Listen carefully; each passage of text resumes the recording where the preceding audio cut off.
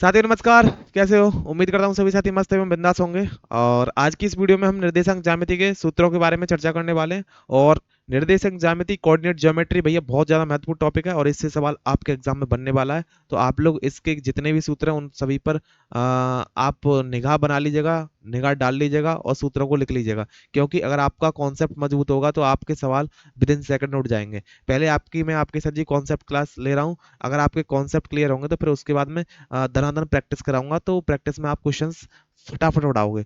और जब तक क्वेश्चन नहीं उड़ा सकते, जब तक आपके कॉन्सेप्ट मजबूत नहीं होंगे। तो मैं आपके 7वें चैप्टर तक आ चुका हूं, निर्देशांक ज्यामिति कोऑर्डिनेट ज्योमेट्री। तो आप लोग सभी सूत्रों को एक कॉपी पर लिख लेना और उसके बाद हम प्रैक्टिस करेंगे चैप्टर वाइज, ठीक है?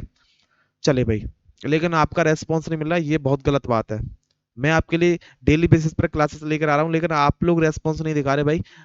मैं फिर बोल रहा हूँ, जब तक आप सर जी दूसरी साइड से सपोर्ट नहीं दिखाओगे तब तक पढ़ाने में मन नहीं लगेगा भाई। ठीक है, चलिए। तो सबसे पहले कोऑर्डिनेट ज्योमेट्री का मतलब क्या कि पहले भुज बाद में कोटि, ये तो आपको पता होगा। और दूसरी बात, एक चीज और आपको ये चीजें तो पता होंगी। क्या चीज है? हालांकि आज मैं मैथ के सवाल लिख कर नहीं लाया, सूत्र में लिख के नहीं लाया। क्योंकि बहुत से भाई लोग ये बोलते हैं कि अजी भैया ये तो आपको आप चीटिंग करके लाते हो, देख के लिख के लाते हो। तो मैंने बोला आज आपके सामने लिखेंगे, सामने बिल्कुल फ्रंट ऑफ व्यू, मतलब नो चीटिंग। आप मेरे साथ में देख सकते हो, आप मेरा आई कांटेक्ट देख सकते हो। जो कि बहुत सारों का ये कमेंट्स था कि आप लोग बिल्कुल मतलब चीटिंग करके पहले इसलिए लिख के लाते हो क्योंकि आप चीटिंग करके देख देख के लेकर आते हो। भैया पहले उनके लिए बात बताऊं कि चीटिंग अगर करता ना तो मैं ये चीज नहीं लिखता, इसलिए पहले लिखता हूँ क्योंकि आपके कम समय में ज्यादा फॉर्मूले लिख पाऊं मैं। ठीक है, चलिए।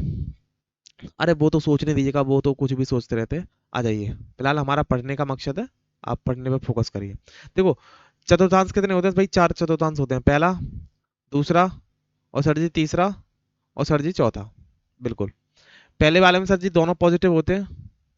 दूसरे वाले में सर जी एक्स का माइनस का और दूसरा वाई का प्लस का। तीसरे वाले में दोनों दोनों माइनस के, और इसमें प्लस और माइनस के। आपको क्या पता है कि पहले क्या लिखा जाता है? पहले लिखा जाता है एक्स एच, बाद में क्या लिखा जाता है भाई? Y H. पहले एक्स एच, फिर बाद में क्या लिखा जाता है भैया? Y H. एक्स एच और बाद में क्या? Y H. ठीक है ना? चलो। अच्छा जी, सबसे पहले जो फेमस फॉर्मूला है उसको लिख लीजिएगा। फेमस फॉर्मूला कौन सा? दूरी सूत्र। और इससे आपके एग्जाम में सवाल बनेगा 101%।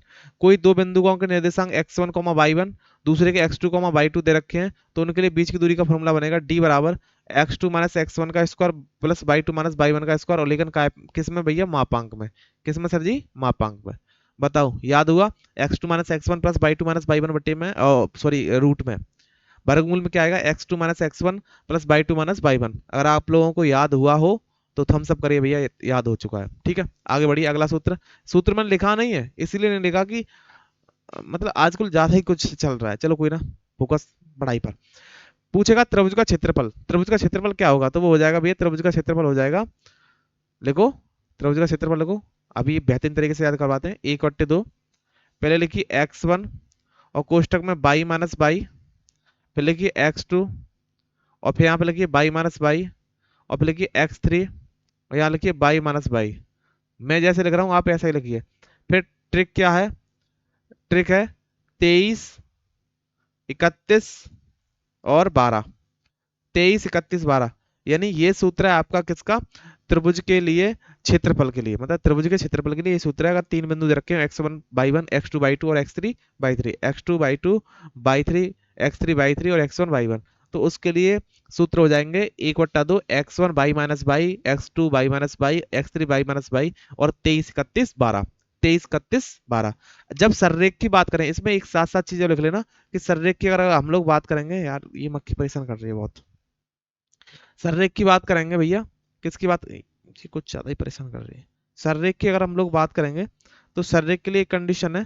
सररेख के लिए भैया जो त्रिभुज का क्षेत्रफल होगा वो किसके बराबर होता है? 0 के। और ये इस पर सवाल पूछा गया है सर, इस पर सवाल पूछा गया है। सररेख के लिए फॉर्मूला क्या बन जाएगा? त्रिभुज का क्षेत्रफल 0। त्रिभुज को डेल्टा से दर्शाते हैं इसलिए। और अगर आपको सररेख का फॉर्मूला कब कोई भी पूछे, तो मैं जितना ब्रैकेट कर रहा हूँ ना, देखो जितना ये फॉर्मूला ब्रैकेट कर रहा हूँ, जो मैंने अभी ब्रैकेट किया है, ये इतना फॉर्मूला किसका होता है? सररेख के लिए।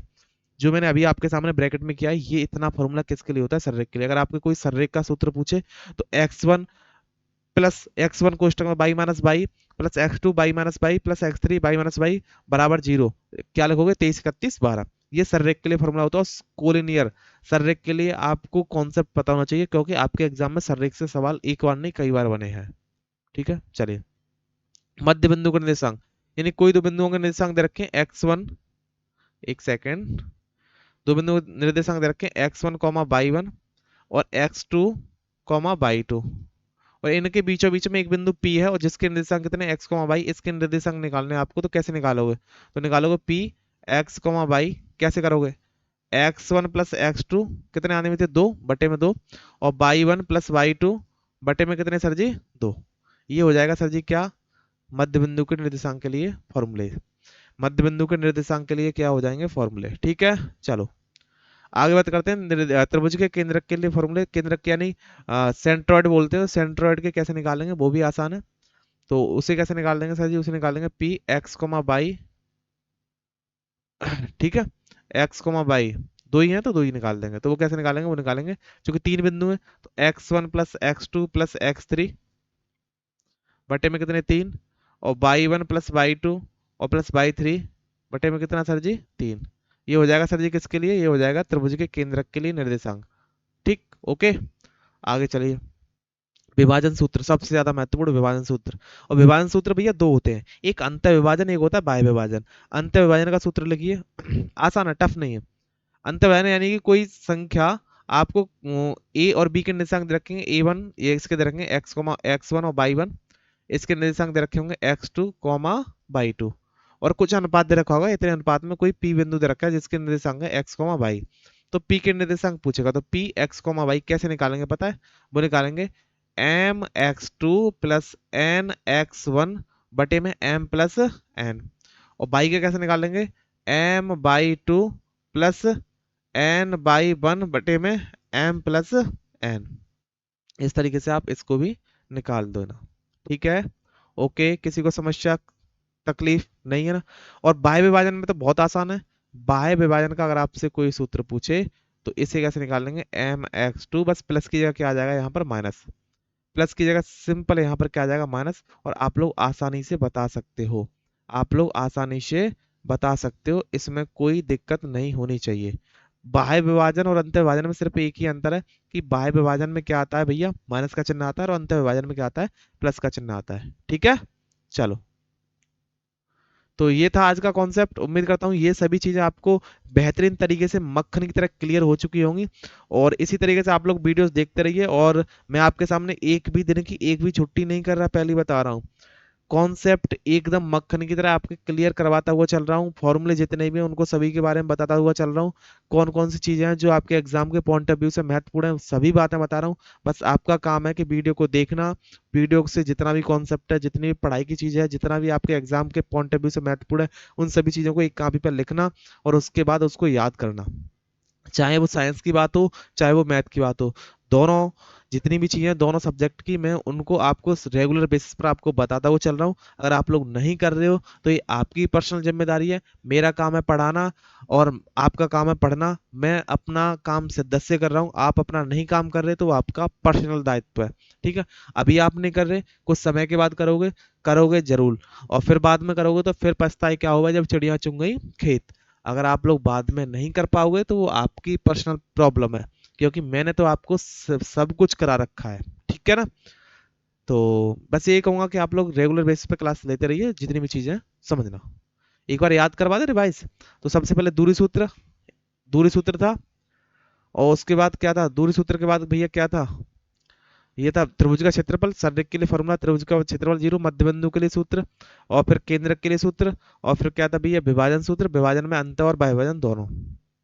क्लियर? दिक्कत?